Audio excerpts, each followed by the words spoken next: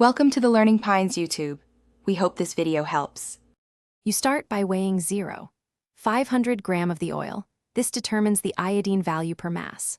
Once done, transfer the oil into a dry amber bottle and add 10 ml of carbon tetrachloride or solvent to dissolve it. Immediately add a measured 25 ml of Wedged reagent to react with double bonds. Swirl gently to mix. Make sure to cap and keep in the dark for the specified reaction time, because light and oxygen alter the addition reaction. After the halogenation time, you add 20 ml of water to quench the reaction, and then 10 ml of 15% potassium iodide to convert bound iodine into free iodine. Next, titrate with approximately 100 normal sodium thiosulfate until the solution fades to a pale straw color. This removes most iodine.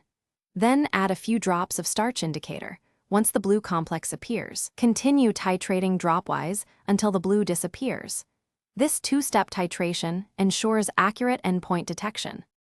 You calculate iodine value using the difference between blank and sample titrant volumes, multiplied by normality and the factor 126.9, then divide by the oil mass in grams.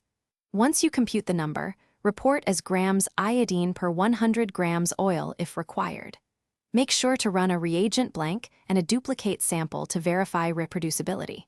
If titrations give erratic results, check sodium thiosulfate concentration.